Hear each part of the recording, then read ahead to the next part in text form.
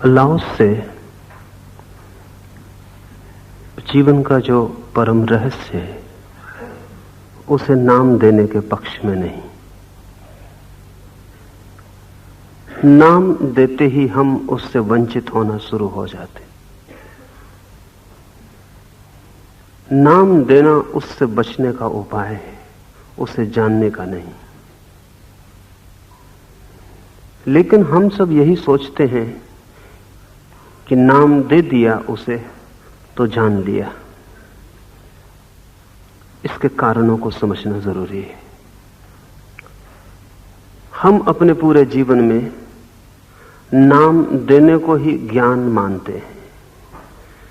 एक बच्चा पूछता है सामने खड़े पशु को देखकर क्या है, और हम कहते हैं गाय, या हम कहते हैं कुत्ता, या हम कहते हैं घोड़ा, और बच्चा नाम सीख लेता है। इस सीखने को ही वो जानना मानेगा।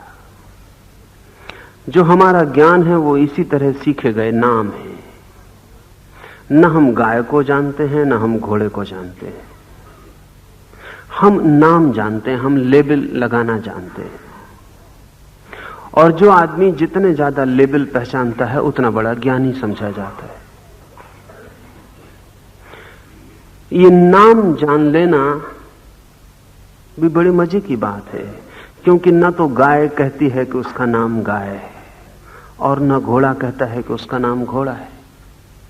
हमने ही दिए हैं नाम, और फिर हम ही उन नामों से परिचित होकर ज्ञानी हो जाते हैं।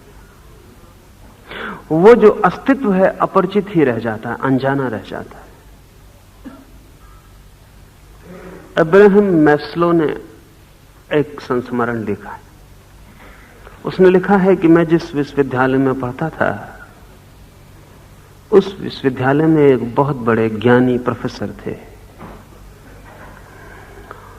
और उनको चीजों को नाम देने की और हर चीज को व्यवस्थित करने की ऐसी विक्षिप्त आदत थी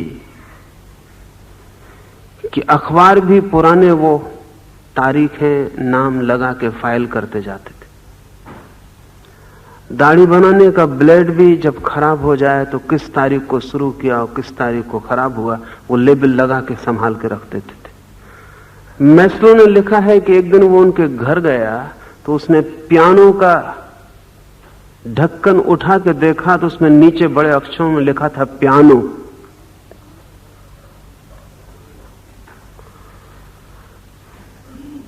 ये प्रोफेसर हमें पागल मालूम पड़ेगा, लेकिन अगर ये पागल है तो हम भी थोड़ी मात्रा में पागल हैं। वो अंतिम सीमा तक चला गया। कुर्सी पे लिखा हुआ है कुर्सी, दरवाजे पे लिखा हुआ है दरवाजा। ये हमें पागल मालूम पड़ता है, लेकिन हमारा ज्ञान भी और क्या है। हमारा सारा ज्ञान नामकरण है, लेबलिंग। और हमने मजा यह है कि उस प्रोफेसर ने तो पियानो पर लिखा कि पियानो, दरवाजे पे लिखा दरवाजा, कुर्सी पे लिखा कुर्सी। हमने ईश्वर पे भी लिख छोड़ा है ईश्वर, आत्मा, मोक्ष, स्वर्ग, नरक। नाम देने से ऐसा भ्रम पैदा होता है कि हम जानते हैं। जब मैं कहता हूं मोक्ष तो आपके भीतर थोड़ी सी गुदगुदी पैदा होती है, आपको लगता है जानते हैं, क्योंकि ये नाम आपका सुना हुआ है। जब मैं कहता हूं ईश्वर तो आपके भीतर में धड़कन होती है और आपको लगता है जानते हैं, क्योंकि ये नाम सुना हुआ है। लेकिन क्या जानते हैं आप ईश्वर को? क्या जानते हैं मोक्ष को? क्या जानते हैं गाय को? क्या जानते हैं घोड़े को? नाम जानते हैं। और आदमी भाषा को तत्व ज्ञान समझ लेता है। नामों के संग्रह को आदमी संपदा समझ लेता है ज्ञान की। इसलिए लाओस से सख्त खिलाफ है नामकरण के। कहीं भी वो नाम नहीं देता। वो कहता है जिसे नाम दिया जा सके वो सत्य ना होगा। जिस पे हम लेबल लगा सकें वो सत्य ना होगा। असल में हम लेबल लगाते ही इसलिए हैं ताकि हम जानने की झंझट और यात्रा से बच जाएं। लेबल लगाने पर हम निश्चिंत हो जाते हैं, फिर हमें कोई चिंता नहीं रह जाती।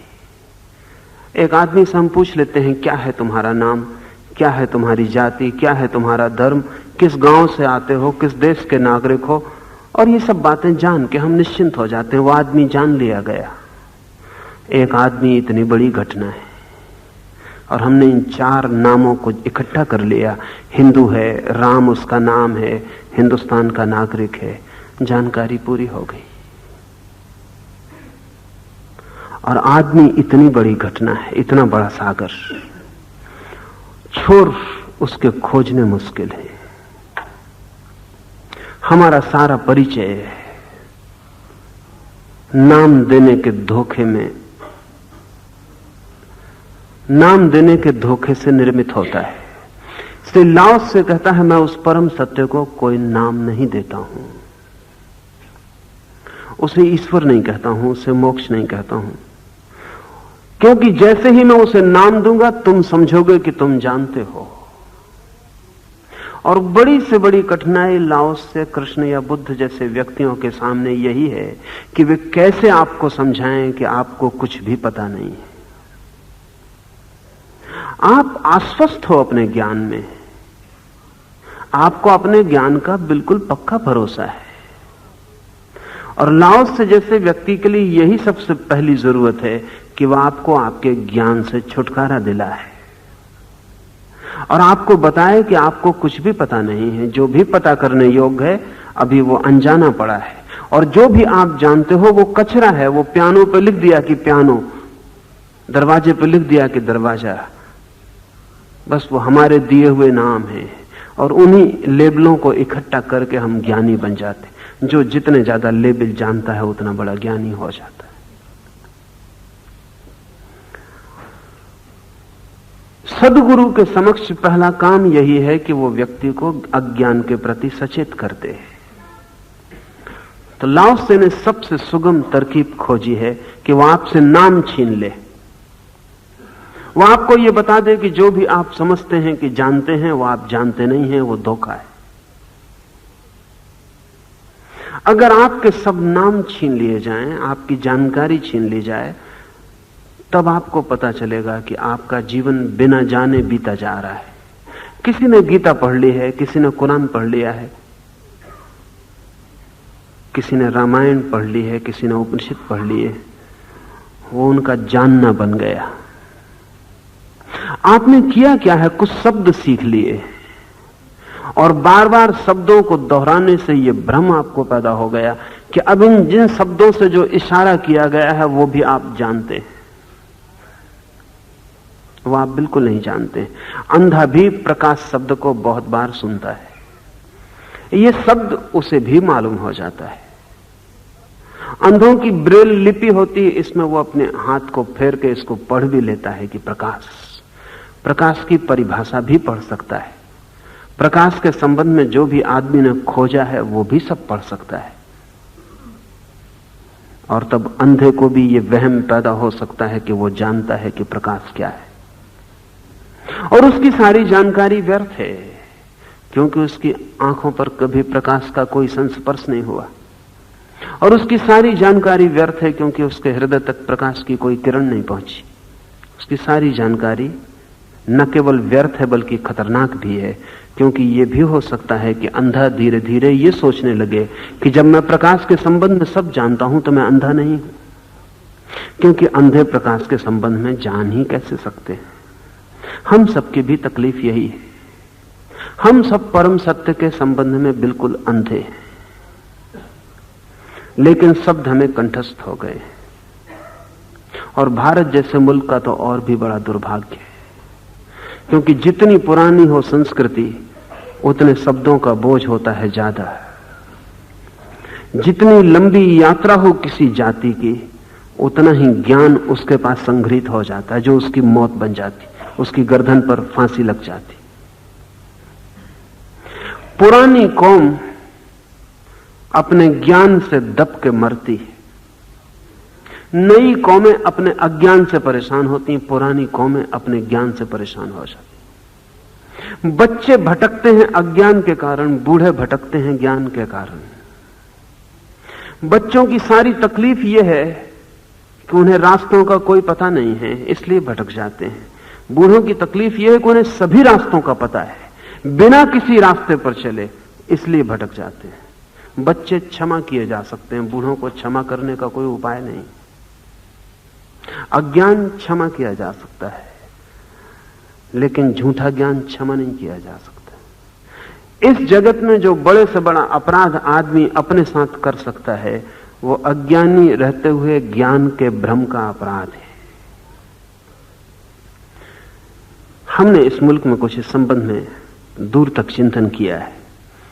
हमारे पास 3 शब्द हैं। एक को हम कहते हैं ज्ञान, एक को हम कहते हैं अज्ञान। लेकिन अज्ञान के साथ एक शब्द और है जिसका हम प्रयोग करते हैं, वो है अविद्या। लेकिन बड़े मजे की बात है कि जिसको हमने अविद्या कहा है, उसको ही आमतौर से हम ज्ञान समझते हैं। अविद्या का मतलब अज्ञान नहीं है, अविद्या का मतलब है ऐसी विद्या जो विद्या नहीं है, ऐसा ज्ञान जो ज्ञान नहीं है, जो सिर्फ ज्ञान का धोखा है, जिससे भ्रम तो पैदा होता है। जैसे हम छोटे बच्चे को मुंह में कुछ चूसने को लकड़ी का टुकड़ा दे देते, उससे भ्रम तो होता है कि शायद वो मां का स्तन चूस रहा है, लेकिन उससे कुछ पोषण नहीं मिलता। हालांकि उसका रोना बंद हो जाएगा और अपनी भूख को भी वो झुठला लेगा, क्योंकि जब बच्चा देखता है कि मुंह में स्तन है और वो दूध पी रहा है, चूस रहा है, तो वो अपनी भूख को झुठला देता है, आंख बंद करके विश्राम करके सो जाता है। करीब करीब हम ऐसी हालत में हैं, जो हम नहीं जानते हैं उसे हम समझते हैं वो हमारा जाना हुआ, फिर वो हमारी जो भूख है सत्य के लिए वो मर जाती है या छिप जाती, दब जाती, और हम छोटे बच्चों की तरह झूठे ज्ञान को पोषण समझ के सोए रहते हैं। इसलिए लाओत्से की पहली और गहरी चोट है नाम के विरोध में। वो कहता है नाम सत्य का कोई भी नहीं, लेकिन तब एक अड़चन खड़ी हो जाती, क्योंकि उसकी अगर चर्चा करनी हो, उसकी तरफ इशारा करना हो, तो कोई नाम तो देना ही पड़ेगा, अन्यथा किसकी चर्चा, किसकी बात, किसकी तरफ इशारा। यह भी कहना तो मुश्किल है कि हम उसे नाम न देंगे। पूछा जा सकता है किसे, किसे नाम न देंगे आप? तो लाओत्से चीनी भाषा का एक शब्द चुनता है जो कि कम से कम नाम है, वो है ताओ। ताओ के लिए अगर हम अपनी भाषा में अनुवादित करने चलें तो वेद में एक शब्द है रित, बस उससे ही वो अनुवादित हो सकता है। या बुद्ध ने जिस अर्थ में धम्म शब्द का प्रयोग किया है, वो उसका अनुवाद हो सकता है। लेकिन धम्म या धर्म कहते ही हमारे मन में कुछ और ख्याल उठता है। हमारे मन में ख्याल उठता है ईसाई धर्म, हिंदू धर्म, मुसलमान धर्म, जैन धर्म। बुद्ध ने धम्म या धर्म का प्रयोग किया है परम नियम के अर्थों में, द इटर्नल लॉ। जिस अर्थ में वेद ने रित का प्रयोग किया है, रित का अर्थ है वो नियम जिससे सब संचालित है। लाओत्से कहता मैं उसे ताओ कहता हूं।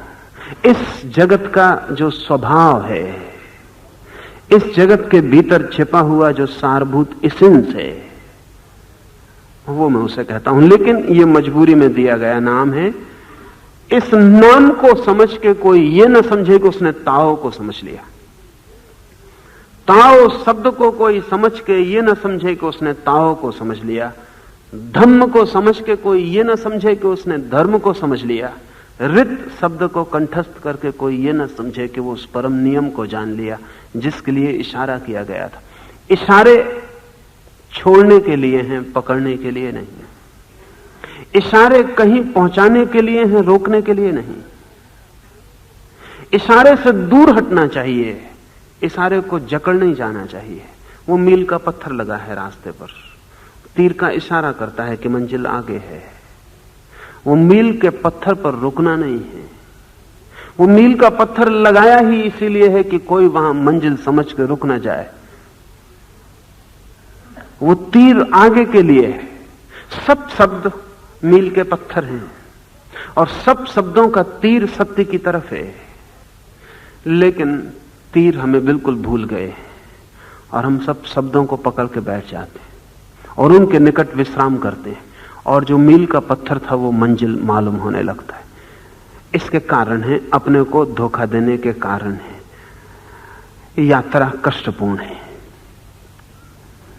मान के सपना देखना आसान है, मील के पत्थर को ही मंजिल मानकर बड़ी चैन मिलती है। और अगर मील के पत्थर को मान के यात्रा करनी पड़े तो श्रम उठाना पड़ता है। और हम हजारों हजारों साल तक झूठे शब्दों को सत्य मानकर इस भांति के भ्रम में पड़ जाते हैं कि याद भी नहीं आता कि सत्य इससे भिन्न कुछ हो सकता है।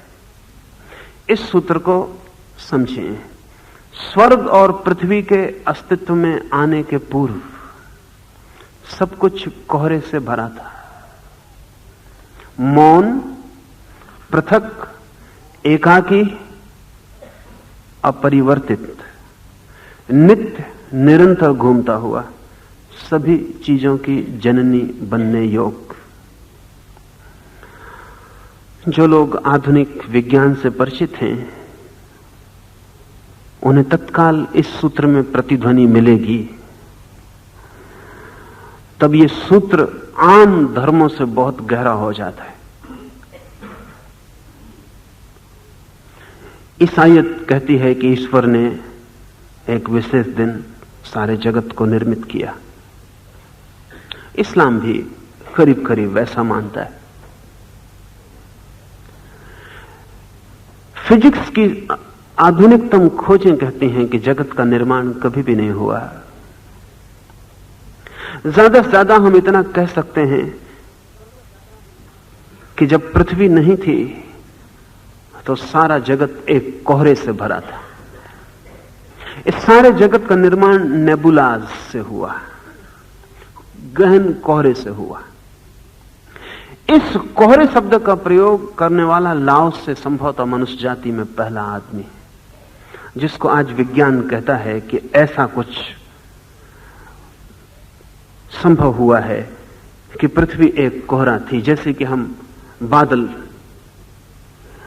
वर्षा होने के पहले आकाश में घिरा हो, फिर पानी गिरे और फिर पानी जमे और बर्फ बन जाए, ऐसा ही सारा पदार्थ एक दिन कोहरा था।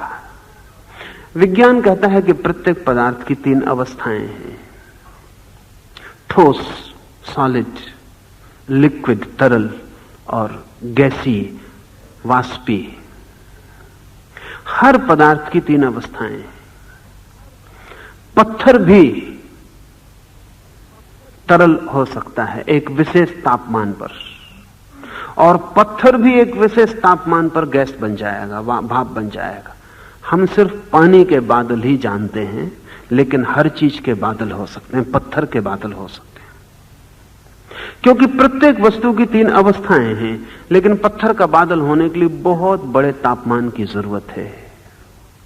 जैसा तापमान सूरज पर है, अगर हम पृथ्वी को सूरज के करीब ले जाएं, जैसे जैसे पृथ्वी करीब पहुंचेगी वैसे वैसे पृथ्वी के तत्व वाष्पीभूत होने लगेंगे। सूरज के बिल्कुल करीब जाकर पृथ्वी एक कोहरे का गोला भर रह जाएगी। उसके सारे तत्व अपनी दृढ़ता खो देंगे, ठोसपन खो देंगे और वाष्पीय हो जाएंगे। लाओस से कहता है कि इस सारी सृष्टि के पहले सभी कुछ कोहरे से भरा था।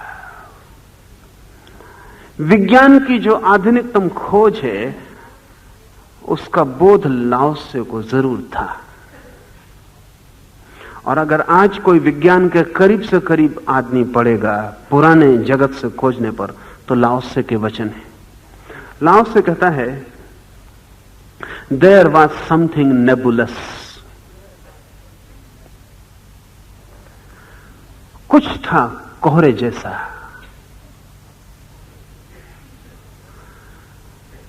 उस कोहरे का कभी जन्म नहीं हुआ और उस कोहरे का कभी अंत नहीं होगा। जब कोहरा सघन हो जाता है तो पृथ्वियां निर्मित होती हैं, और जब कोहरा फिर कोहरा हो जाता है तो पृथ्वियां विलीन हो जाती हैं। लेकिन वो मूल कोहरा न कभी निर्मित हुआ है और न कभी नष्ट होता है। इसलिए जिसको हम सृजन और विनाश कहते हैं, वो सृजन और विनाश नहीं, केवल रूपांतरण है। जब पानी की बूंद आग पर पड़ के भाप बन जाती है तो हम सोचते हैं विनष्ट हो गई। वो जरा भी विनष्ट नहीं होती, सिर्फ भाप बन जाती, और आज नहीं कल फिर पुनः पानी बन जाएगी। भाप बन जाना नष्ट हो जाना नहीं है, सिर्फ रूपांतरण। लाओ त्से के हिसाब से जगत का होना और जगत का न होना पानी की बूंद के भाप बनने जैसा है। जो मौलिक है दोनों के बीच वो कभी नष्ट नहीं होता। बूंद दिखाई पड़ती है तो हम सोचते हैं है, फिर आग की लपट में भाप बन के उड़ जाती है, हम सोचते हैं नहीं है। ठीक ये जगत भी कभी ठोस होता है तो हमें मालूम पड़ता है, उसे हम सृष्टि कहते हैं, और जब तरल होकर वाष्पीभूत हो जाता है तो उसे हम प्रलय कहते हैं। लेकिन जगत कभी नष्ट नहीं होता और कभी निर्मित नहीं होता। विज्ञान भी इससे सहमति भरता है। विज्ञान कहता है कि हम एक छोटे से रेत के कण को भी नष्ट नहीं कर सकते। पदार्थ अविनाशी है, इंडेस्ट्रक्टिबल है, और हम एक रेत के छोटे से कण को निर्मित भी नहीं कर सकते। जब विज्ञान कहता है हम निर्मित नहीं कर सकते, तो उसका मतलब यह है कि शून्य के बाहर निर्मित नहीं कर सकते। किन्हीं चीजों को मिला के बना सकते हैं, लेकिन वो चीजें पहले से मौजूद थी। जब विज्ञान कहता है हम नष्ट नहीं कर सकते, तो उसका मतलब ये नहीं कि हम मिटा नहीं सकते। हम मिटा सकते हैं, रेत मिट जाएगी, लेकिन फिर कुछ और शेष रह जाएगा। बिल्कुल नहीं मिटा सकते। किसी चीज को हम शून्य में नहीं बदल सकते, और किसी चीज को हम शून्य के बाहर पैदा नहीं कर सकते। जो भी है वो किसी रूप में पहले था, और जो भी है वो किसी रूप में आगे भी रहेगा। इस जगत में सभी कुछ अविनाशी है। विनाश असंभव है और तब सृजन भी असंभव है। इसलिए लाओ त्से किसी सृष्टा को, किसी क्रिएटर को नहीं मानता। लाओ त्से नहीं कहता कि कोई ईश्वर है जो सब बनाता है। बनाने की धारणा ही बचकानी है, और इस बनाने की धारणा की वजह से आस्तिक बड़ी तकलीफ में रहे, क्योंकि नास्तिक उनकी इस बात को उंगलियों पर तोड़ देते। इसमें कुछ जान नहीं है। आस्तिकों की यह दलील कि हम ईश्वर को इसलिए मानते हैं क्योंकि बनाने वाला कोई चाहिए, नास्तिकों को हंसी योग्य मालूम होती रही, और हंसी योग्य है भी। अगर कोई इसीलिए आस्तिक है और सोचता है कि उसके पास प्रमाण है, क्योंकि हर चीज को बनाने वाला चाहिए, इसलिए इस जगत को भी बनाने वाला कोई होगा, तो वो बड़ी दुविधाओं में पड़ जाएगा। अगर सोचे ना तो ठीक है, सोचेगा तो मुसीबतें खड़ी हो जाएंगी। पहली मुसीबत तो यह खड़ी होगी कि ईश्वर भी शून्य के बाहर नहीं बना सकता। शून्य से निर्माण असंभव है। अगर ईश्वर भी बनाए तो ज्यादा से ज्यादा अरेंजमेंट कर सकता है, क्रिएशन नहीं कर सकता। चीजें होनी ही चाहिए। हम कहते हैं कुम्हार घड़ा बनाता है। घड़ा बनाता है क्योंकि घड़ा कोई सृजन नहीं है, केवल मिट्टी का आकार बदलना है। मिट्टी मौजूद है। जो लोग कहते हैं कुम्हार की तरह ईश्वर जगत को निर्मित करता है, उनके लिए ईश्वर बनाने वाला नहीं है, सिर्फ संयोजन करता है, एक रूप देता है, एक मूर्तिकार है, लेकिन पत्थर पहले से चाहिए। अगर ईश्वर शून्य के बाहर बना सके तो ही सृजन की बात निर्मित हो सकती है, लेकिन शून्य के बाहर बनाने की धारणा भी असंभव है। शून्य से कुछ पैदा करने की धारणा भी असंभव है। शून्य के बाहर तो सिर्फ स्वप्न ही निर्मित हो सकते हैं। और इसलिए शंकर की बात ठीक है, अगर ईश्वर बनाने वाला है तो जगत माया है, सत्य नहीं है। इसे थोड़ा समझ लें। अगर ईश्वर बनाने वाला है तो जो घड़ा उसने बनाया है वो वास्तविक घड़ा नहीं है, स्वप्न का घड़ा है। हां, शून्य से स्वप्न पैदा हो सकते हैं। रात आप सपने में कुछ निर्मित कर सकते हैं, उसके लिए किसी वस्तु की जरूरत नहीं होती। इसलिए जो लोग मानते हैं कि ईश्वर जगत का बनाने वाला है, उनके पास शंकर को मानने के अतिरिक्त कोई उपाय नहीं है। जगत झूठा है। लेकिन तब बड़ी कठिनाइयां खड़ी होती, क्योंकि अगर हम जगत को झूठा मान लें तो उसके बनाने वाले को सच मानने में बड़ी कठिनाई होगी। क्योंकि सारा तर्क इस बात पर निर्भर है कि जगत है और जगत को बनाने वाला कोई चाहिए। तो हमने माना कि ईश्वर है। अब ईश्वर को मान के तकलीफ खड़ी होती है कि जगत झूठा होना चाहिए, स्वप्नवत होना चाहिए, क्योंकि शून्य से स्वप्न ही निर्मित हो सकता। तो जगत माया है। लेकिन अगर इस झूठे जगत के कारण ही हम मानते हैं कि कोई बनाने वाला है, तो बनाने वाला भी झूठा हो जाता, मायक हो जाता। इसलिए शंकर को दूसरा कदम भी उठाना पड़ा। शंकर इस जगत में बहुत हिम्मतवर विचारकों में से एक है। दूसरा, इससे भी एक तो कदम यह उठाना पड़ा शंकर को कि जगत माया है, झूठ है, इल्यूजरी है, मिथ्या है। लेकिन तब शंकर जैसे प्रतिभाशाली व्यक्ति को तत्काल दिखाई पड़ गया कि ईश्वर इसका बनाने वाला सच नहीं हो सकता। इसलिए शंकर ने कहा कि ईश्वर भी माया है, ईश्वर भी माया का हिस्सा है। और जब कोई ईश्वर के भी पार जाता है तब ब्रह्म की उपलब्धि है। संसार के पार तो जाए ही, ईश्वर के भी पार जाए तब ब्रह्म की उपलब्धि है। लाओस से कहेगा कि जिनके पार ही जाना है उन्हें व्यर्थ उठाने की कोई जरूरत नहीं, उस ऊहापोह में कोई सार नहीं। लाओस से कहता है जगत शाश्वत है, इसलिए सृष्टा को बीच में नहीं लाता। ये जो शाश्वत जगत है ये अपने नियम से ही गतिमान है। उस नियम का नाम ताओ है। हमें बहुत कठिनाई होती है। कठिनाई हमें होती है क्योंकि जहां भी हम मनुष्य की भाषा सब जगह थोपते हैं, लेकिन विज्ञान मनुष्य से छुटकारा करवाता है चीजों का, और धीरे धीरे मनुष्य से छूटकर चीजें नियमों के अंतर्गत चली जाती। समझ लें, एक छोटा बच्चा गिर पड़ता है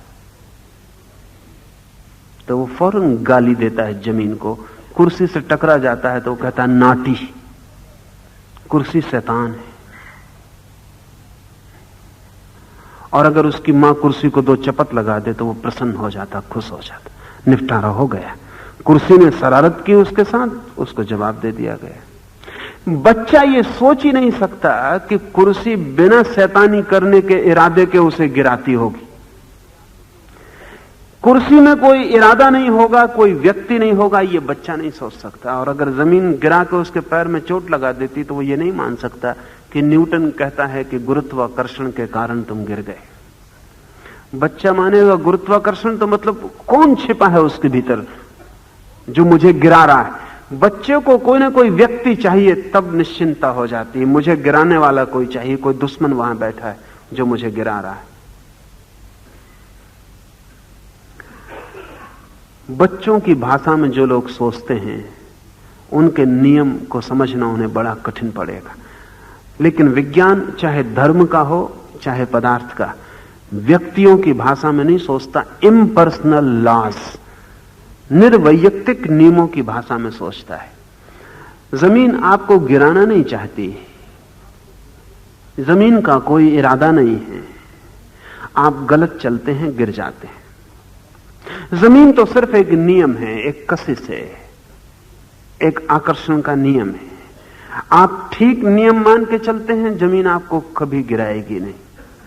आप नियम के विपरीत चलते हैं, आप गिर जाते हैं। जमीन का कोई इरादा आपको गिराने का नहीं है, और जमीन को आपका पता भी नहीं है कि आप कब गिरे, क्यों गिरे। और जमीन की आप कितनी ही प्रार्थना और पूजा करें, अगर आप गलत चलेंगे तो कशिश आपके प्रति कोई दया भाव नहीं कर सकती, आप गिरेंगे। धर्म के दो रूप हैं, एक धर्म का बचकाना रूप है। जिनकी बच्चों जैसी बुद्धि है वे ईश्वर को व्यक्ति मान के चलते हैं कि वहां आकाश में बैठा हुआ देख रहा है कि आप रात में पानी पी रहे हैं कि नहीं पी रहे हैं, कि आप किसी से झूठ बोले कि नहीं बोले, हिसाब लगा रहा है, वही खाते लिए बैठा होगा। अब तक पागल हो जाता अगर कोई परमात्मा आपके सब कारनामों का हिसाब रखता होता। एक एक आदमी अपने कारनामों से पागल हो जाता है, उसकी क्या गति होती है ईश्वर अगर ये सब हिसाब लगाता है। ईश्वर कोई व्यक्ति नहीं है, लेकिन हम उसे व्यक्ति मान के चलते हैं। तो हम हाथ जोड़ के प्रार्थना करते हैं उससे कि मुझ पे जरा दया रखना, मेरा जरा ख्याल रखना। किससे आप बात कर रहे हैं? क्यों ये बात कर रहे हैं? ये वही आपका तर्क है जो बच्चे का कुर्सी से चोट लग जाए तो बच्चा समझता है कुर्सी कोई शरारत कर रही, शैतान कुर्सी, अच्छी कुर्सी नहीं। दूसरी कुर्सी जिस पे से वो कभी नहीं गिरा उसे मानता है साधु कुर्सी, कभी गिराती नहीं। जिस दरवाजे से उसको खरोंच लग जाते वो समझता है दरवाजा शरारती है। ये बच्चे की भाषा है। ये बच्चे की भाषा हम जब जगत पर लगा देते हैं तो हमारे बचकाने धर्मों का जन्म हो जाता है। फिर अगर ईश्वर हमें नौकरी लगवा देता है तो हम प्रसन्न होते हैं, और अगर नहीं लगवाता तो हम नाराज होते हैं। एक आदमी ने मुझे आके कहा कि 3 दिन का समय दिया था, पत्नी बीमार थी और मैंने 3 दिन का समय जाके मंदिर में भगवान को दे दिया और कहा कि अब सब दांव पर लगा दिया है। अगर 3 दिन में पत्नी ठीक नहीं हो गई तो समझ लूंगा कि कोई ईश्वर नहीं, और अगर ठीक हो गई तो सदा के लिए तुम्हारा भक्त हो जाऊंगा। पत्नी ठीक हो गई, वे सदा के लिए भक्त हो गए हैं। मैंने उनसे कहा कि अब दोबारा ऐसा मत करना, संयोग सदा काम नहीं करेगा।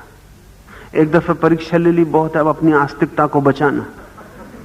अब दोबारा ये भूल मत करना, नहीं तो आस्तिकता मिट्टी में मिल जाएगी। पर आदमी का मन ऐसा है कि उसकी पत्नी बीमार है, इसके लिए भी ईश्वर को कुछ करना चाहिए। और वो ये भी सोचता है कि अगर मैं कहता हूं कि मैं तुम्हें मानना छोड़ दूंगा तो धमकी भी दे रहा है, और वो खुशामद भी कर रहा है कि मैं तुम्हारी पूजा करूंगा, फूल चढ़ाऊंगा, जैसे कि सारे फूल उस पर चढ़े हुए ही नहीं है।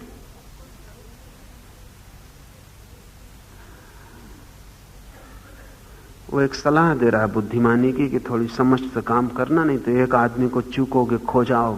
जैसे ईश्वर का होना कोई लोकतांत्रिक मतों पर निर्भर है कि एक मत, एक वोट हाथ से जाता है। वो आदमी ये कह रहा है कि पार्टी बदल लूंगा 3 दिन के भीतर, मगर हमारी सारी आस्तिकता ऐसी ही है, सशर्त है। इसलिए ध्यान रखें, जो आस्तिकता शर्त से बंधी है वो अभी बचकानी है, अभी प्रौढ़ नहीं हो पाई, अभी समझ पैदा नहीं हुई, अभी हम बच्चों की तरह जगत के साथ व्यवहार कर रहे हैं। अल्लाह से एक प्रौढ़ धर्म की बात कर रहा है। वहां ईश्वर व्यक्ति नहीं है, नियम है। फर्क इसलिए समझ लेना जरूरी है कि जब ईश्वर नियम हो जाता है तो प्रार्थना नहीं, आचरण मूल्यवान हो जाता है। और जब ईश्वर व्यक्ति होता है तो आचरण नहीं, प्रार्थना मूल्यवान होती है। जब व्यक्ति ईश्वर होता है तो हम जो कर रहे हैं उसके आसपास उसे हम एक आदमी मान के करते हैं। फुसला भी सकते हैं, नाराज भी कर सकते हैं, प्रसन्न भी कर सकते हैं। लेकिन जब ईश्वर एक नियम है तो ये सारी बातें व्यर्थ हो गई। न फुसलाया जा सकता, न राजी किया जा सकता, न धमकी दी जा सकती, न भयभीत किया जा सकता, कुछ भी नहीं किया जा सकता। फर्क समझ लें, जब तक ईश्वर एक व्यक्ति है तब तक हमारी कोशिश होती है ईश्वर को बदलने की। जब एक आदमी जाके कहता है मेरी पत्नी बीमार, उसे ठीक करो, वो ये कह रहा है कि अपनी निर्णय बदलो मेरी पत्नी को बीमार रखने की, कि तुमने जो कोशिश की है उसे बदलो। एक आदमी कह रहा है कि मैं मर रहा हूं, मुझे बचाओ। एक आदमी कह रहा है मैं गरीब हूं, मुझे अमीर करो। कुछ भी कह रहा है, कुछ मांग रहा है, वो ये कह रहा है कि ईश्वर तुम अपने को बदलो, तुम्हारे निर्णय से मैं राजी नहीं हूं, तुम्हारे निर्णय में कोई भूल है, तुमने जो भी निर्णय लिया है अभी वो योग्य नहीं है, उसे बदलो। जब तक कोई व्यक्ति ईश्वर को व्यक्ति मानता है तब तक ईश्वर को बदलने की कोशिश चलती। हमारी प्रार्थनाएं, हमारी पूजाएं, हमारी उपासनाएं, उपवास, सब ईश्वर को बदलने की कोशिश। लेकिन ध्यान रखना, ईश्वर को बदलने का कोई उपाय नहीं, और जो ईश्वर आदमियों से बदला जा सके उस ईश्वर का फिर कोई भरोसा करने की जरूरत भी नहीं।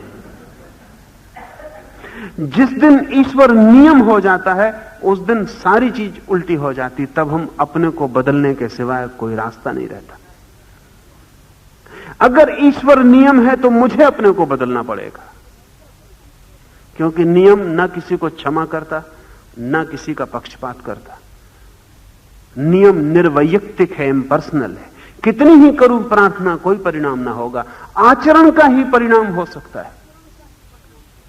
कितनी ही उपासना, कितने ही उपवास, कुछ परिणाम ना होगा।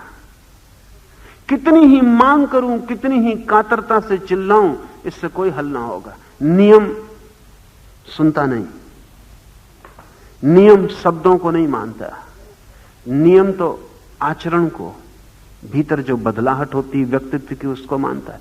मैं कितना ही पृथ्वी से कहूं कि मैं इर्छा तिरछा दौड़ूं, मेरी टांग मत तोड़ देना, उससे कोई फर्क ना होगा। मैं गिरूं तो मुझे चोट मत देना, उससे कोई फर्क ना होगा। मुझे अपने को ही बदलना पड़ेगा। हां, मैं अपने को इतना बदल सकता हूं कि पृथ्वी का सारा गुरुत्वाकर्षण भी मुझे जरा सी चोट ना पहुंचा पाए, क्योंकि गुरुत्वाकर्षण चोट पहुंचाने को नहीं है। गुरुत्वाकर्षण किसी को गिराने को नहीं है, न किसी को उठाने को है। गुरुत्वाकर्षण एक निर्वैयक्तिक नियम है। उस निर्वैयक्तिक नियम के बीच अगर मैं अपने को बदल लेता हूं, बदलने का मतलब है कि अगर मैं उस नियम और अपने बीच तालमेल, हार्मनी निर्मित कर लेता हूं, अगर उस नियम और मेरे बीच एक छंदबद्धता आ जाती, उस नियम के और मेरे बीच कोई शत्रुता और कोई विरोध नहीं रह जाता, उस नियम और मेरे बीच एक अविरोध निर्मित हो जाता है, वो नियम और मैं एक हो जाते हैं। उस नियम से मेरी कोई अलग सत्ता नहीं रह जाती, उस नियम की मुझसे अलग कोई सत्ता नहीं रह जाती। हम मिल जाते हैं और एक हो जाते हैं। तो फिर उस नियम से मुझे दुख नहीं पहुंचता, उस नियम से मुझे आनंद मिलने लगता है। जगत से हमें दुख पहुंचता है क्योंकि हम नियम के प्रतिकूल हैं। जीवन हमारा नरक बन जाता है क्योंकि हम नियम के प्रतिकूल हैं। जीवन स्वर्ग हो जाता है जब हम नियम के अनुकूल हैं, और जीवन हो जाता है मोक्ष जब हम नियम से एक हैं। इस फर्क को थोड़ा समझ लें। जब हम प्रतिकूल हैं तब जीवन नरक हो जाता है। हम अपने ही हाथों दुख में उतरते चले जाते हैं। हम जो भी करते हैं उससे हम कष्ट पाते हैं क्योंकि वो नियम के अनुकूल नहीं है। हम कितना ही उपाय करें हम सफल ना हो सकेंगे। नियम की विपरीतता में कोई सफलता नहीं है। लोग सोचते हैं विज्ञान ने कितनी सफलता पाई, लेकिन क्या आपको पता है विज्ञान की सारी सफलता इस बात पर निर्भर है कि उसने प्रकृति के नियमों के अनुकूल चलना सीख लिया, और तो कोई सफलता नहीं।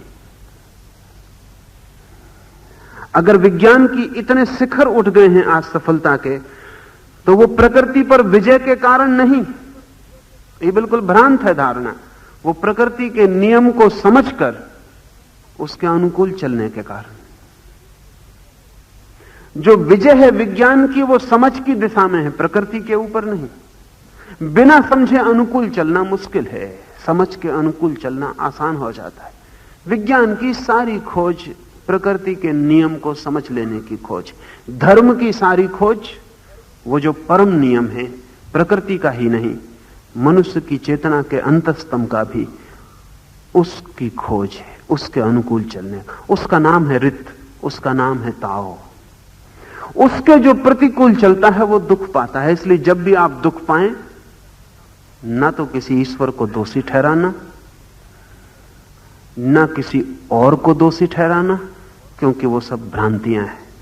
तब एक ही बात समझना, ना अपने को ही दोषी ठहराना, क्योंकि खुद को दोषी ठहराने से भी कुछ हल नहीं होता है। कुछ लोग तो खुद को दोषी ठहराने में भी मजा लेने लगते हैं। कुछ लोगों को खुद के अपराधी होने की चर्चा करने में भी आनंद होने लगता है।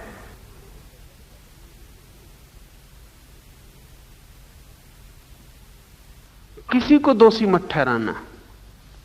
इसलिए हमने इस मुल्क में ठीक उस तरह नहीं सोचा है जैसे ईसाइयत ने सोचा है। ईसाइयत बोलती है जो भाषा, उसमें पाप, अपराध बड़े महत्वपूर्ण है। ईसाइयत कहती है कि तुम जो गलती कर रहे हो वो तुम्हारा पाप है। हिंदू चिंतन कहता है वो तुम्हारा अज्ञान है, पाप नहीं। ये बड़े मजे का फर्क है और गहरा फर्क है। हिंदू चिंतन कहता है वो अज्ञान है, पाप नहीं, क्योंकि पाप में तो अपराध का भाव हो जाता है। अज्ञान का केवल इतना ही मतलब है कि तुम्हें पता नहीं कि तुम क्या कर रहे हो, इसलिए दुख पा रहे हो। पाप का तो मतलब है तुम्हें पता है कि तुम क्या कर रहे हो और फिर भी तुम कर रहे हो। पापी ज्ञानी हो सकता है, अज्ञानी को पापी कहना ठीक नहीं। अज्ञान में क्या पाप है, उसे पता ही नहीं। मुझे पता नहीं रास्ता कौन सा है और मैं भटक जाता हूं, तो मैं पापी नहीं हूं, कोई अपराध नहीं कर रहा हूं। कोई उपाय ही नहीं है, मैं भटकूंगा ही। पापी तो मैं उसी दिन होता हूं जिस दिन मुझे पता था कि रास्ता क्या है और मैं जान के हटा। लेकिन हिंदू चिंतन कहता है जान के दुनिया में कोई पाप नहीं कर सकता। जान के आदमी वैसे ही पाप नहीं कर सकता जैसे कि आग में जान के कोई हाथ नहीं डाल सकता। छोटा बच्चा डाल देता है क्योंकि उसे पता नहीं, लेकिन छोटा बच्चा पापी नहीं। इसका यह मतलब नहीं है कि पापी नहीं है तो आग में हाथ डाल देगा तो आग जलाएगी नहीं। इसका यह मतलब भी नहीं है कि आग में हाथ डालेंगे आप अज्ञान में तो कष्ट ना पाएंगे, कष्ट तो पाएंगे ही, लेकिन वो कष्ट अज्ञान का कष्ट है।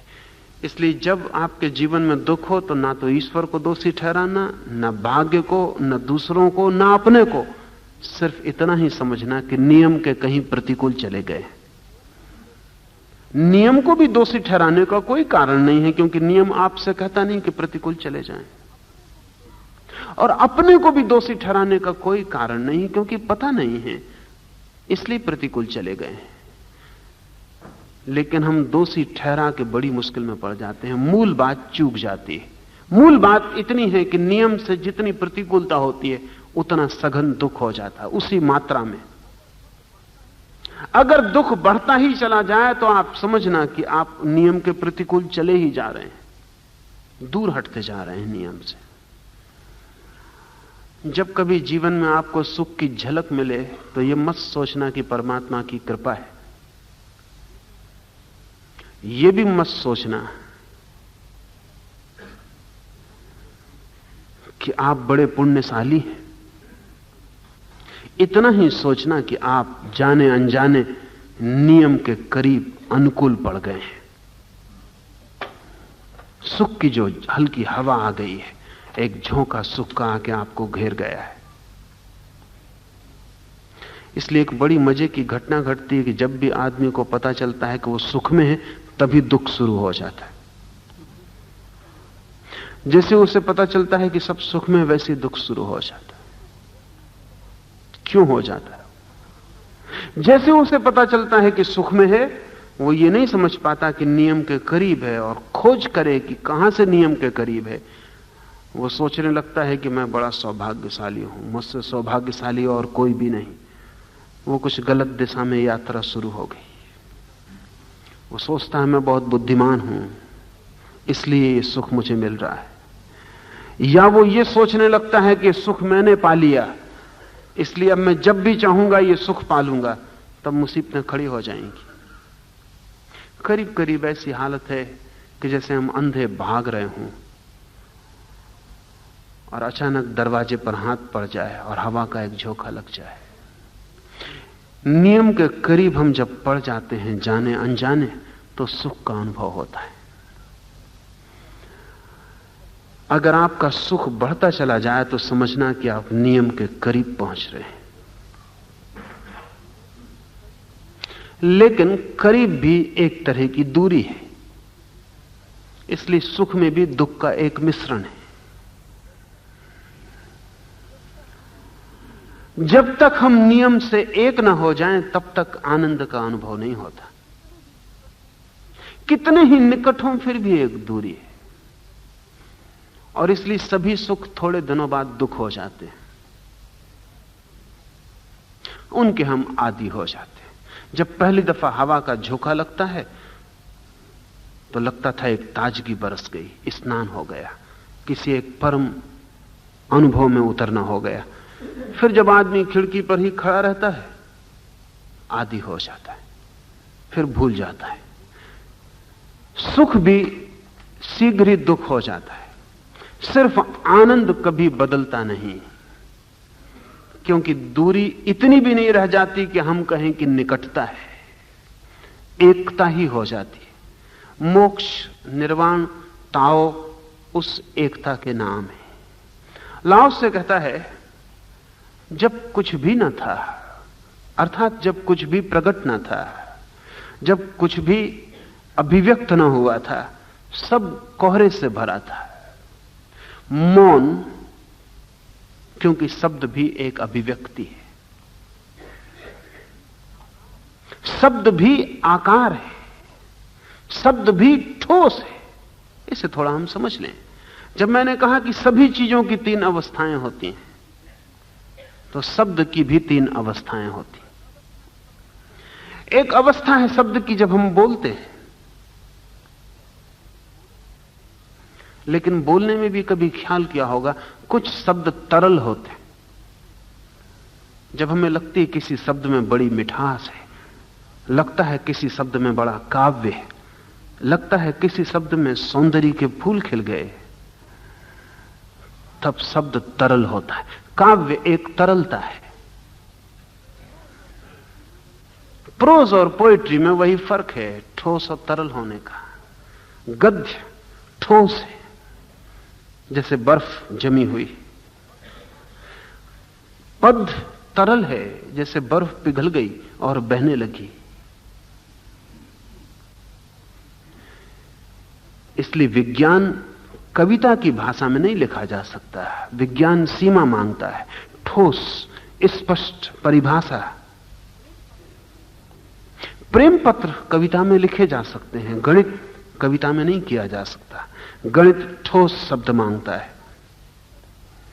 काव्य है तरल बात। कोई पूछता था दांते से, दांते ने एक गीत लिखा है, किसी को प्रीतिकर लगा और वो दांते से पूछने गया कि इसका अर्थ क्या है। तो दांते ने कहा, जब मैंने लिखा था तो दो आदमियों का इसका अर्थ पता था, मुझे और परमात्मा को। अब सिर्फ परमात्मा को ही पता है, अब मुझे अर्थ पता नहीं।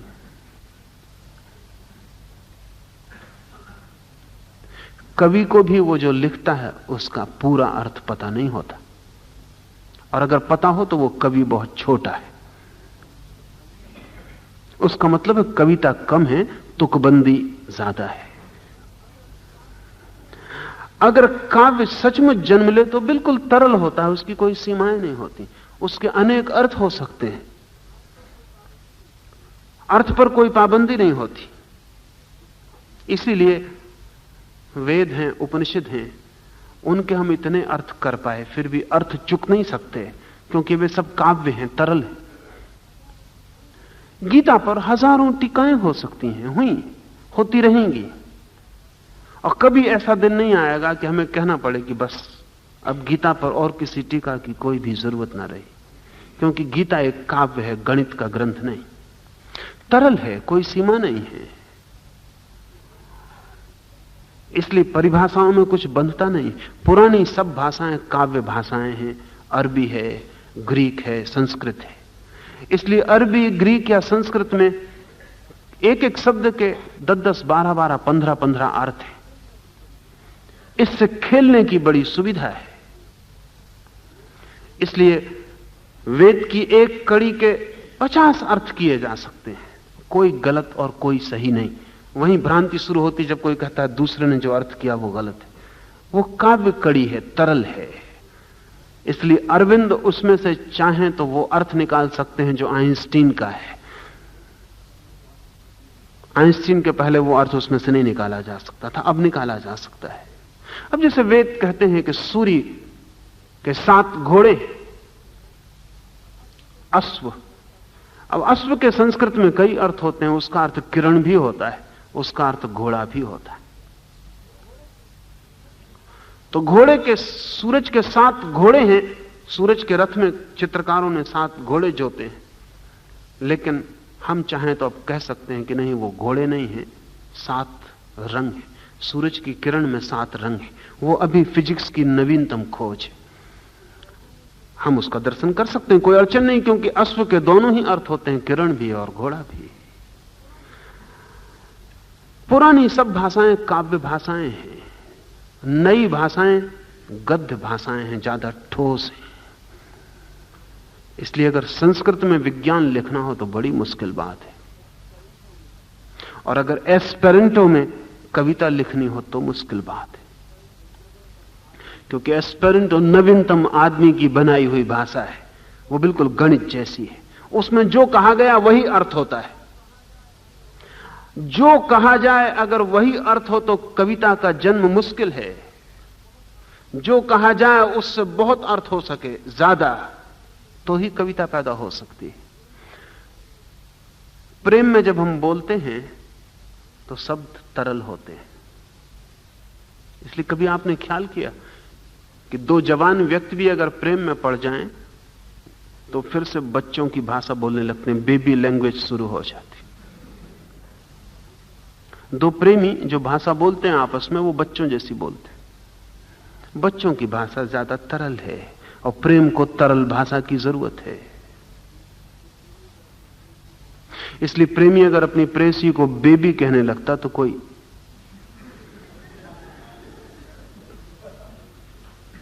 ऐसे अकारण नहीं, कारण है। वे दोनों बच्चे हो गए हैं। लेकिन भाषा की एक तीसरी, शब्द की एक तीसरी अवस्था भी है जहां गद्य पद्य दोनों खो जाते हैं। वो है वायवी अवस्था, जहां गैस बन जाता है शब्द। उसका नाम ही मौन है। मौन भी शब्द की ही अवस्था है।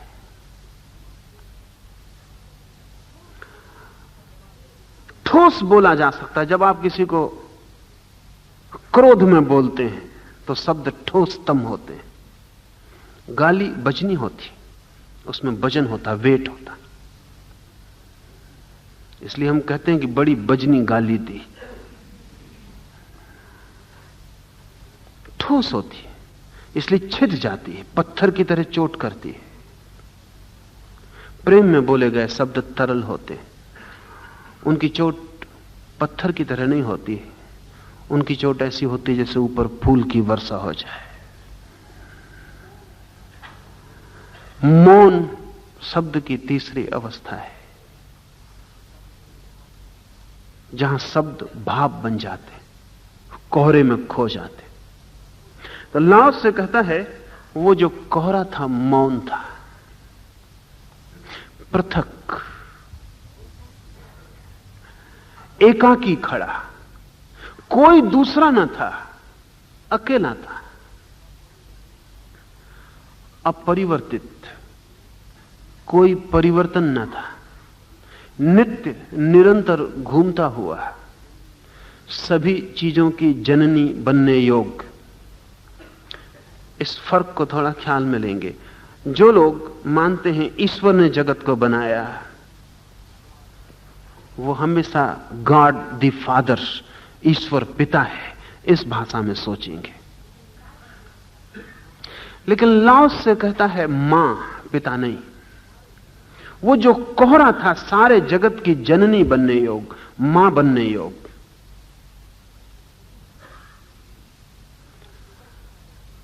ईश्वर को पिता की तरह सोचना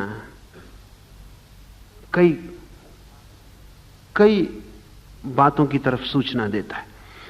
पहली बात, पिता का बच्चे के जन्म में ना के बराबर संबंध होता है, ना के बराबर।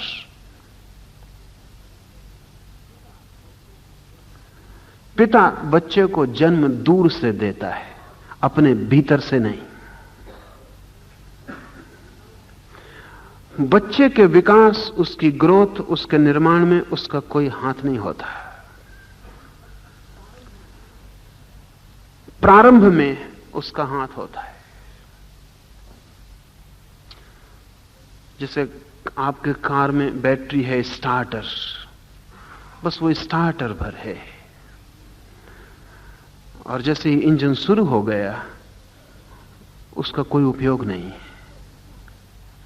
तो अगर ईश्वर पिता है तो जगत को बना के वो दूर छट जाएगा, लेकिन ईश्वर अगर मां है तो जगत उसका गर्भ है। अगर ईश्वर पिता है तो बनाना एक कृत्य है, एटॉमिक, आणविक। लेकिन अगर ईश्वर मां है तो सृजन एक शाश्वतता है, इटरनल।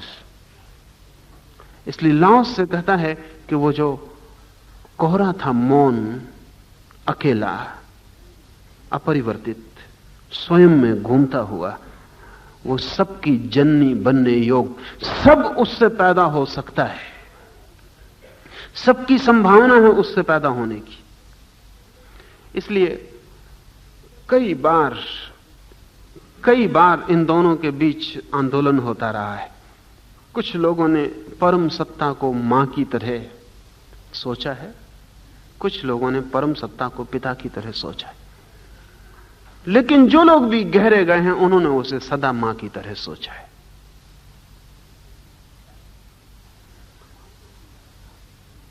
मां के लिए बच्चे का जन्म बड़ी और बात है, उसके ही खून, उसके हड्डी मांस, बच्चा उसका हिस्सा है,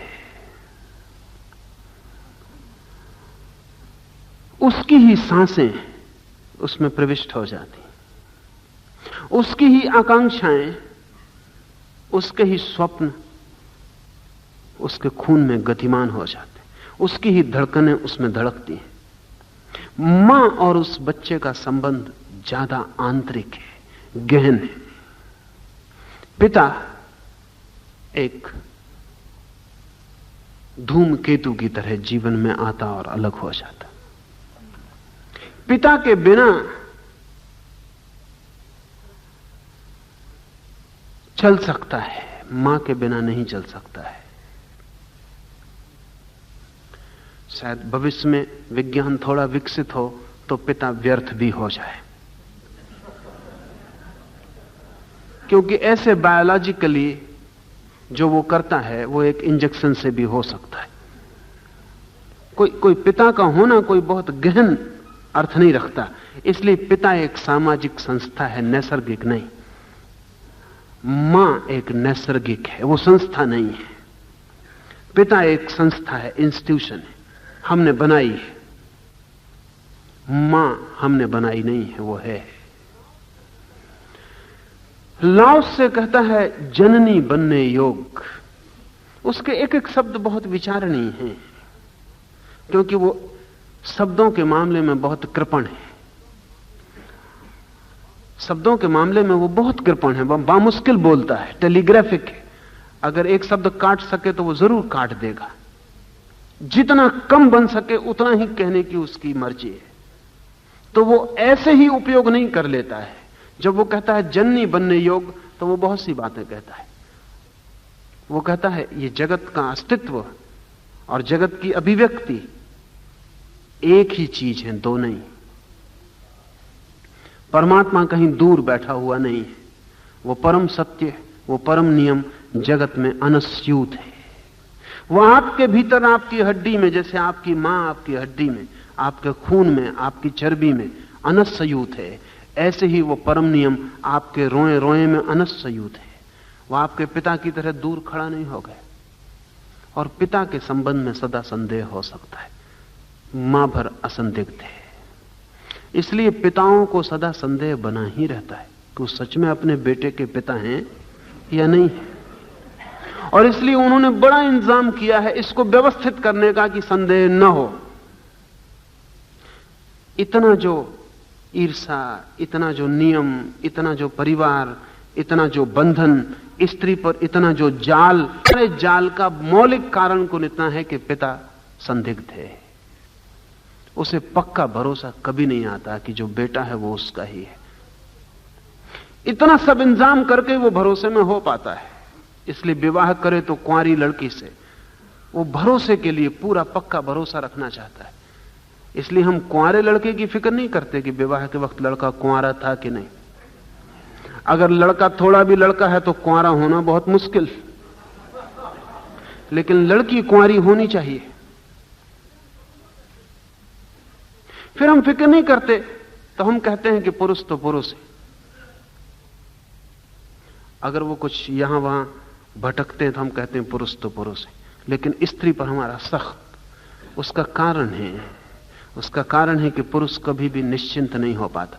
भीतर एक संदेह और एक शक का बीज उसमें बना ही रहता है। सिर्फ मां असंदिग्ध है, मां भर जानती है कि बेटा उसका है। उस मामले में कोई संदेह का उपाय नहीं है। जिन लोगों ने परमात्मा को पिता की तरह माना है, उन्होंने बड़ी दूरी खड़ी कर दी। पिता की तरह परमात्मा भी एक संस्था हो गया, दूर। मां की तरह परमात्मा एक संस्था नहीं है, एक नैसर्गिक व्यवस्था है, निकट। लाओस से कहता है जननी बनने योग वो कुहासा था।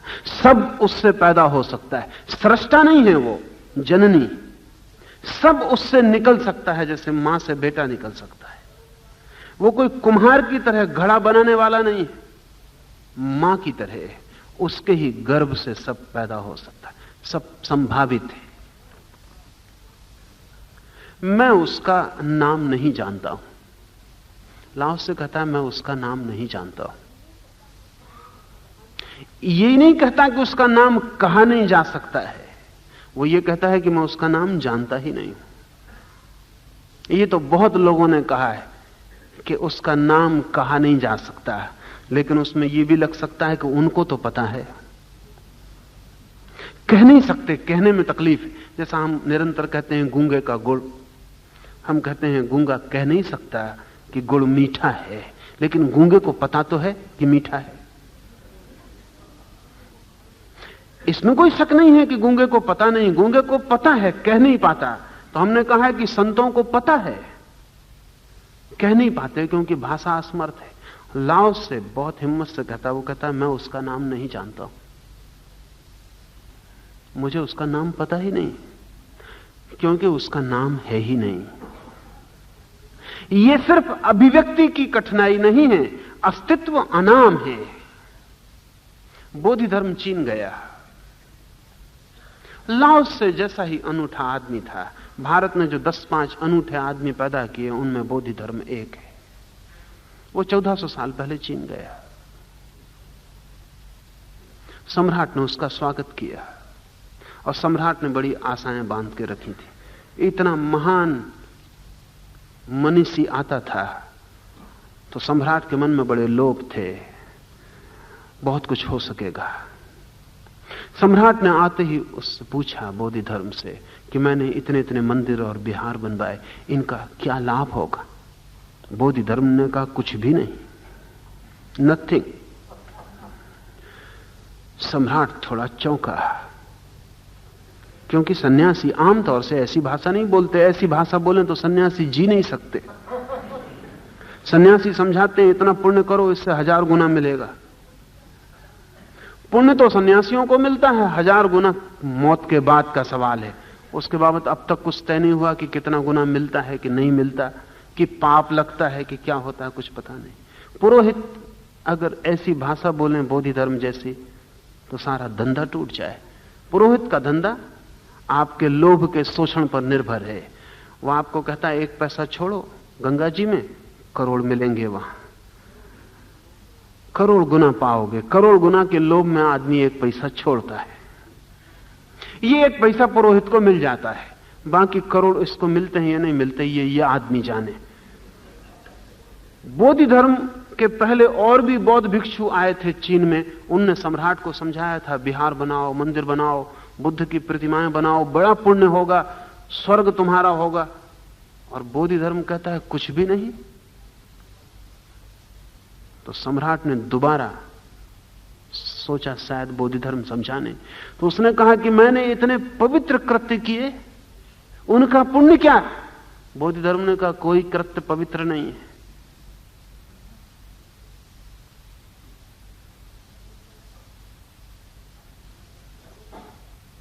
सम्राट ने पूछा धर्म क्या है?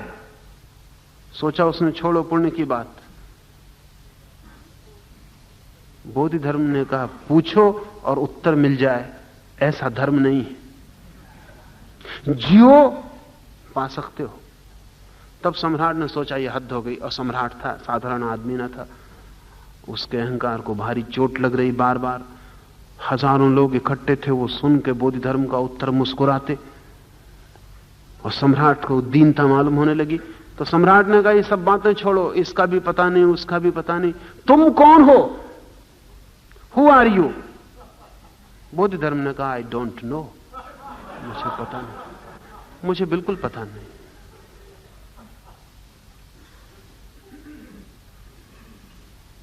हम सोचेंगे शायद बोधि धर्म को कहना था मैं आत्मा हूं, मैं ब्रह्म हूं। उसने कहा कि आई डोंट नो, मुझे पता ही नहीं। सम्राट ने कहा जब तुम्हें कुछ ही पता नहीं है तो तुम हमें क्या बताओगे? सम्राट वापस लौट गया। बोधि धर्म के शिष्यों ने कहा आपने ये क्या किया? आपने ऐसे उत्तर दिए कि वो हताश हो गया।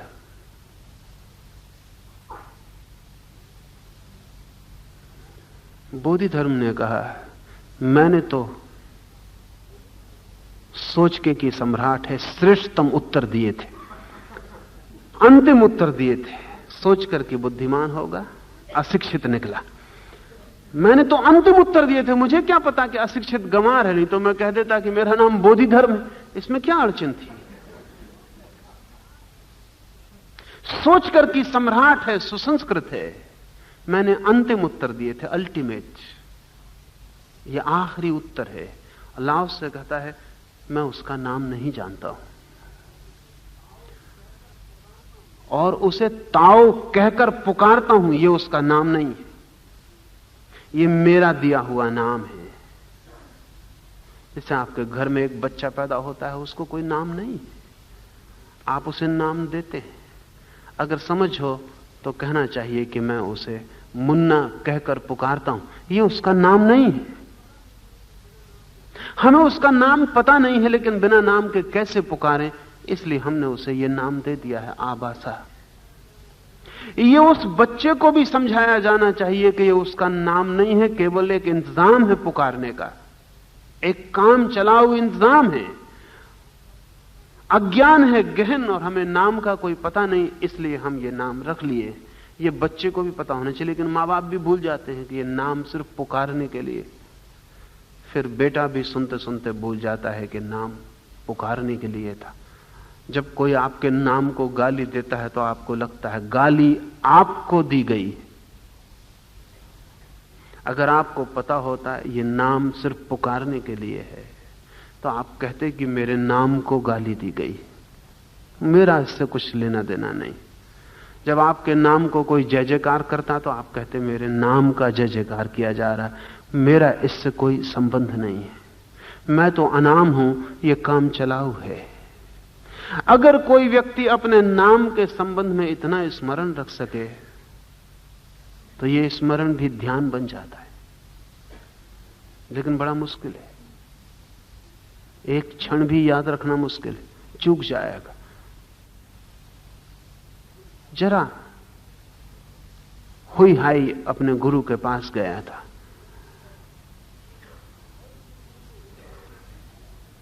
और उसके गुरु ने हुई हाई को समझाया कि पहला सूत्र तुझे देता हूं कि तू तेरा नाम नहीं, इसको स्मरण रख। उसने कहा कि आपकी आज्ञा सिरोधारी, स्मरण रखूंगा। और तभी जोर से उसके गुरु ने कहा हुई हाई, और उसने कहा जी। उसके गुरु ने कहा कैसे तो स्मरण रखेगा, जरा तो संयम रखता जी कहने में।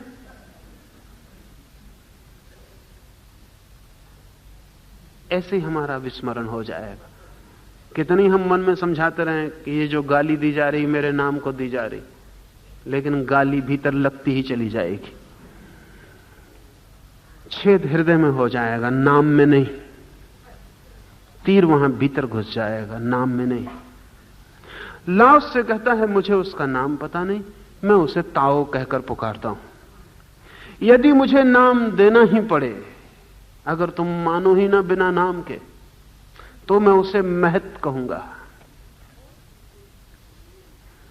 If forced to give it a name, I shall call it great. अगर कहना ही पड़े कुछ नाम, तो मैं उसे महत कहूंगा। महत का उपयोग सांख्य ने भारत में किया है। महत का मतलब होता है जो इतना महान है कि उसकी हम सीमा ना बना सके। महान का मतलब है जो फैलता ही चला गया है, जिसकी कोई सीमा नहीं है। महान होने का अर्थ है अंतरिक्ष में फैलाव की क्षमता। इससे भी विज्ञान का बड़ा संबंध है। आज तो विज्ञान कहता है कि ये जो हमारा यूनिवर्स है, ऐसा मत सोचें कि ये ठहरा हुआ है, ये एक्सपेंडिंग है। इस विचार ने फिजिक्स की सारी आधारशिलाएं हिला दी और बड़ी कठिनाई खड़ी हो गई। क्योंकि ये तो हमारी समझ में आता है कि ये जगत कितना ही बड़ा हो, हमारी बुद्धि इसको कितना ही बड़ा सोचे, फिर भी ऐसा लगता है कहीं तो सीमा होगी।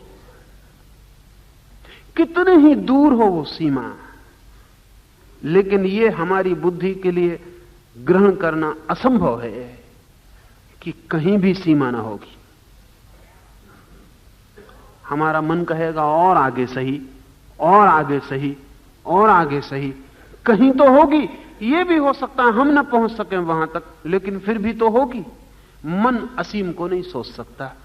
मन की सोचने की क्षमता सदा सीमा के भीतर है। महान का अर्थ है जो मन से सोचा ना जा सके। इसलिए जब आप कहते हैं फलां व्यक्ति बहुत महान है, तो आपको पता नहीं आप क्या कह रहे हैं। महान का मतलब जो आपकी पकड़ में ना आए, जिसको आप कितना ही खोजें और जिसकी सीमा ना खोज पाए, लेकिन उसको आप महान नहीं कहते। आप तो महान उसको कहते हैं जो आपकी तराजू में तुल जाए।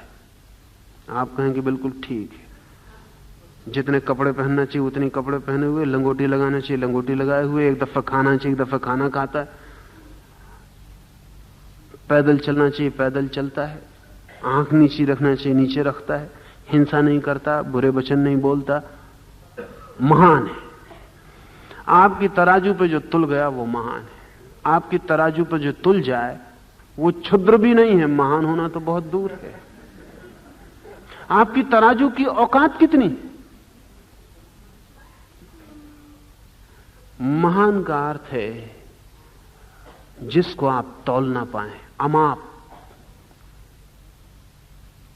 जिसकी कोई सीमा ना बना पाए, जिसको आप तय ना कर पाए, जिसको आप ये भी ना कह सकें कि महान है, तब जिसको आप इतना ही कह पाए कि बेबूझ है, समझ के परे है।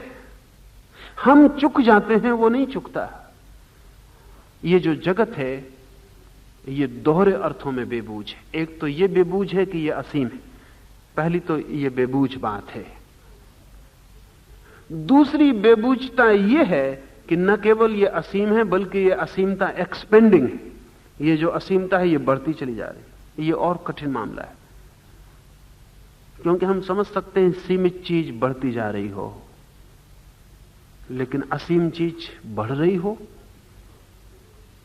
तो उसका मतलब पहला तो यह कि वो असीम नहीं होगी। जब बढ़ रही है कोई सीमा होगी, उससे आगे बढ़ती जा रही है।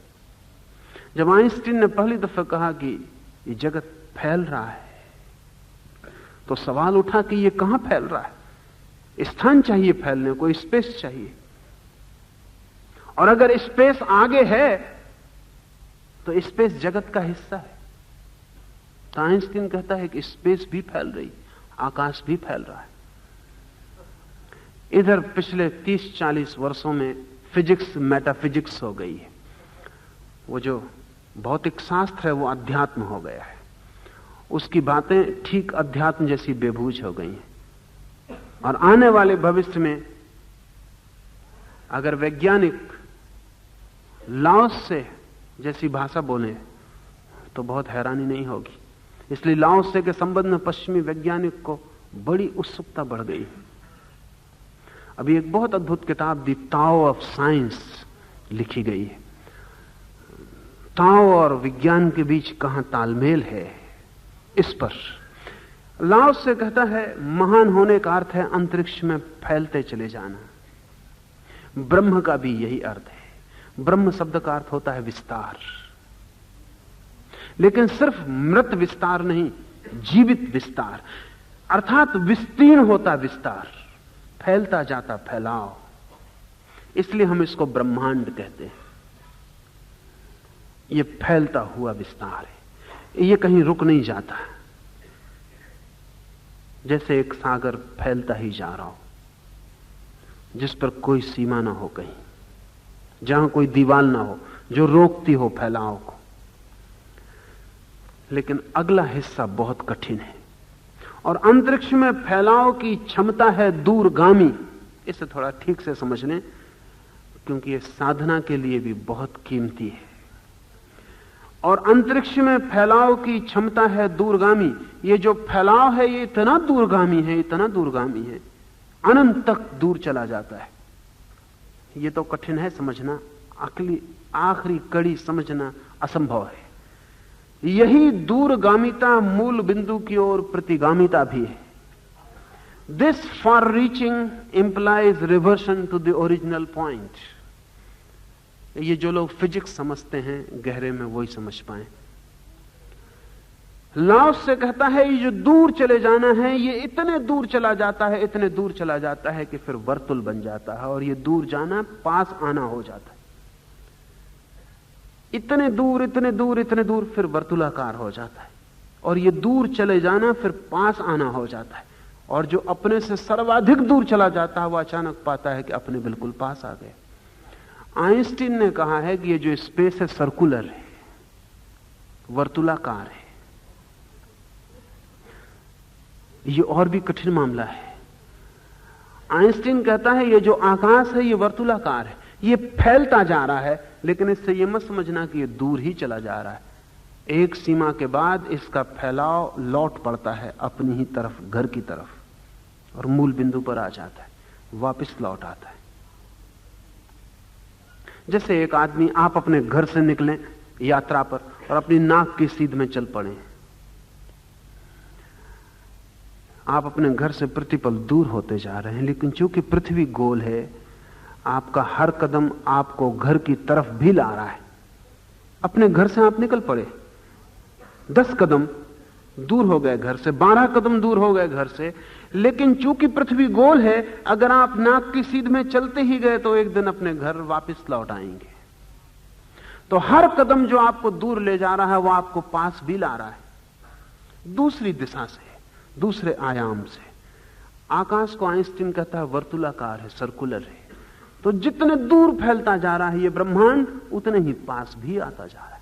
ये बड़ी हैरानी की बात है कि लाओस से कोई ये ख्याल आज से 2500 साल पहले,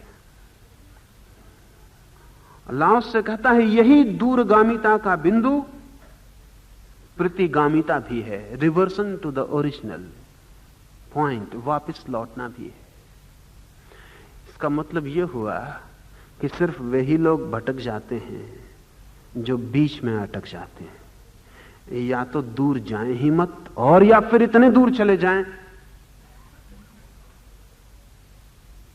कि वापस अपने पास आ जाएं।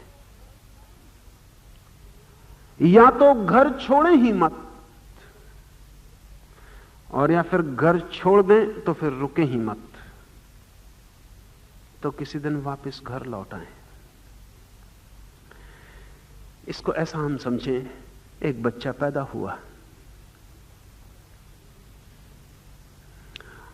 चला जिंदगी में, जीवन भी वर्तुलाकार है। ध्यान रखें, इस जगत में सभी गतियां वर्तुलाकार हैं। गति का अर्थ ही वर्तुल है, सर्कुलर है। कोई भी गति हो, चाहे तारे घूमते हो और चाहे पृथ्वी घूमती हो, चाहे सूरज घूमता हो, चाहे स्पेस घूमती हो, चाहे ब्रह्मांड घूमता हो, सब घूमना वर्तुलाकार है। और चाहे जीवन घूमता हो, सब घूमना वर्तुलाकार। एक बच्चा पैदा हुआ, ये बच्चा चल पड़ा जीवन में, अब ये जन्म से दूर होता जा रहा है। मौत करीब आएगी, जन्म दूर होता जा रहा है। लेकिन ये उन्हीं की दृष्टि है जिन्हें अगले जन्म का कोई पता नहीं, अन्यथा ये फिर जन्म के करीब होता जा रहा है। इस जन्म से शुरू हुआ, मौत की तरफ जाता हुआ दिखाई पड़ रहा, लेकिन हर मौत नए जन्म की शुरुआत है। मरते वक्त व्यक्ति ठीक वहीं पहुंचता है, उसी बिंदु पर जहां जन्मते वक्त होता है। एक वर्तुल पूरा हो जाता है, हम पहले बिंदु पर वापस लौट आते हैं। इसलिए जो लोग मृत्यु को समझ लें, वो जन्म को भी समझ लेते। जन्म को समझना मुश्किल है, क्योंकि आपको पता ही नहीं क्या हो रहा है, लेकिन मृत्यु को आप समझ सकते हैं। और जो व्यक्ति मृत्यु को समझ ले, मृत्यु के बिंदु को ठीक से समझ ले, उसको जन्म का रहस्य भी समझ में आ गया। जिसने जान ली मृत्यु, उसने जीवन भी जान लिया। लेकिन मृत्यु से हम डरते हैं, इसलिए हम जीवन जानने से भी वंचित रह जाते। मृत्यु और जीवन, जन्म एक ही बिंदु पर मिलते हैं। हमारी सारी की सारी जीवन की गतिविधियां वर्तुलाकार हैं, और हम कहीं भी चले जाएं, हम अपने मूल बिंदु पर वापस लौट आते। लाओस से ये क्यों कह रहा है? लाओस से ये कह रहा है कि तुम कितना ही कुछ करो, तुम अपने स्वभाव से दूर न जा सकोगे। तुम कितने ही दूर चले जाओ, तुम्हारा दूर जाना भी पास आने का ही रास्ता बनेगा। लाओस से ये कह रहा है, अपने से दूर जाने का कोई भी उपाय नहीं है। तुम भटक सकते हो, धोखा दे सकते हो, सपने देख सकते हो, लेकिन तुम अपने से दूर नहीं जा सकते। और कितने ही दूर चले जाओ, तुम्हारा सब दूर जाना तुम्हारा अपने ही पास आने का उपाय है। इसलिए कभी कभी ऐसा होता है कि जो बहुत गहरे संसार में चला जाता है, वो अचानक अध्यात्म में आ जाता है। बीच में जो मीडियाकर्स हैं, वो हमेशा मुश्किल में होते हैं। इसलिए कभी कोई वाल्मीकि अचानक धार्मिक हो जाता है। हैरानी होती है, कोई अंगुलीमाल एकदम हत्या की दुनिया से बदलता है, और बुद्ध उससे कहते हैं कि तुझसे ज्यादा शुद्ध ब्राह्मण खोजना मुश्किल है अंगुलीमाल। ये हत्यारा अचानक शुद्ध ब्राह्मण हो जाता है। क्या हुआ? ये इतने दूर चला गया हत्या में कि वर्तुलाकार हो गई यात्रा। इसलिए अक्सर ऐसा होता है कि पापी और अपराधी तो संत बन जाते हैं, तथाकथित साधु नहीं बन पाते। जिंदगी जटिल है, और उसके रास्ते इतने सीधे साधे नहीं जैसे हमें दिखाई पड़ते हैं, बहुत उलझे हैं। ये लाओसे का सूत्र बड़ा कीमती है, साधक के लिए बहुत कीमती है। 3 बातें स्मरण रख लेनी, जैसी 1 लाख करोड़ उपाय, अपने से दूर नहीं जाया जा सकता।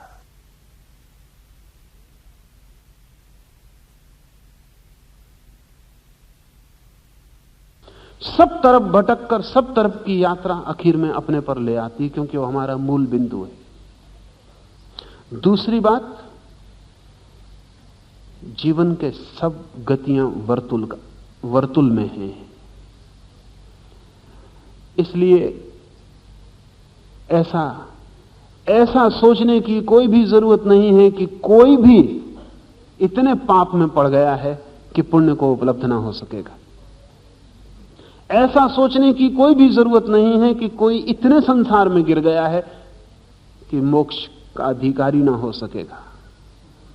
सब यात्रा वर्तुल है, किसी भी बिंदु से लौटना हो सकता है और किसी भी बिंदु से वापसी शुरू हो जाती। और सच तो यह है कि अगर कोई जिद किए ही चला जाए नाक की सीध में, तो हर यात्रा अपने पर ले आती है। इसलिए जिद्दी अक्सर पहुंच जाते हैं।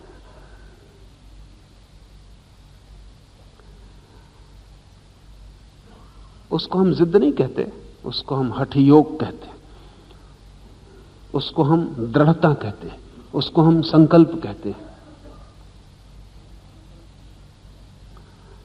तनका अपने गुरु के पास था।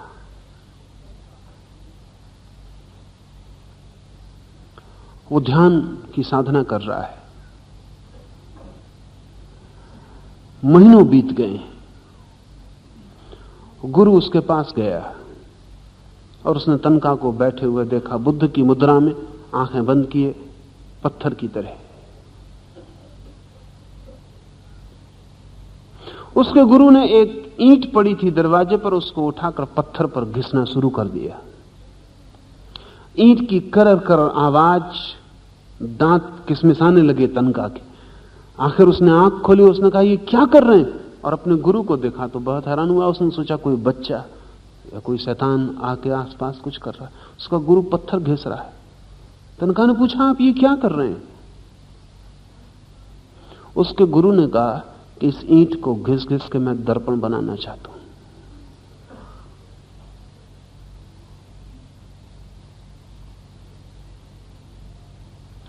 गुरु तनका को कहना चाहता था कि जैसे ये ईंट घिस घिस के दर्पण नहीं बन सकती, ऐसे तू ये जो बैठा है आंखें बंद किए, कितना ही बैठा रहे, इससे ध्यान नहीं मिल सकता। लेकिन तनका हंसा और उसने कहा कि अगर आप आखिरी तक घिसते ही गए तो दर्पण बन जाएगी। आंख बंद कर लें। और आंख बंद किए किए बैठे बैठे तनका ज्ञान को उपलब्ध हुआ। जब वो ज्ञान को उपलब्ध हुआ तो उसके गुरु ने कहा कि मैं तो ये सोच के तेरे सामने ईंट घिस रहा था कि तू पूछेगा कि आप पागल तो नहीं हो गए? ईंट कितना ही घिसो कहीं दर्पण बनेगी? तो मन को कितना ही घिसो ध्यान कैसे हो जाएगा मन? ये मैं तुझे कहने आया था। और अगर तू ये सवाल मुझसे पूछ लेता कि कितना ही ईंट को घिसो दर्पण कैसे बनेगी, तो पक्का था कि तू कितना ही मन को घिसता ध्यान नहीं बन सकता था। लेकिन तूने ये पूछा ही नहीं और आंख बंद कर ली। मैं तो उससे पूछता हूं तेरे मन को क्या हुआ? तो तनका ने कहा कि मेरे मन को हुआ कि अगर कोई घिसता ही चला जाए तो कभी ना कभी दर्पण बन ही जाएगी। और मैं घिसता ही चला गया। सीमा है। अगर कोई जिद किए ही चला जाए, सीधा चलता ही चला जाए, तो ईंट भी घिसी जाए तो दर्पण बन सकती है। और नर्क की तरफ मुंह करके चलने वाला आदमी भी एक दिन स्वर्ग में पहुंच सकता है। और संसार की तरफ चलने वाला आदमी भी एक दिन निर्वाण के द्वार पर खड़ा हो सकता है। ज़ैन फकीरों ने कहा है, संसार और निर्वाण में जरा भी रत्ती भर का फर्क नहीं। जो ठहर जाते हैं बीच बीच में वे संसार में रह जाते हैं, जो चलते ही चले जाते हैं वे निर्वाण में पहुंच जाते हैं। आज इतना ही। For more information you can contact us knowledgeme.com। अधिक जानकारी के लिए आप हमें संपर्क कर सकते हैं knowledgeme.com पर। आभार।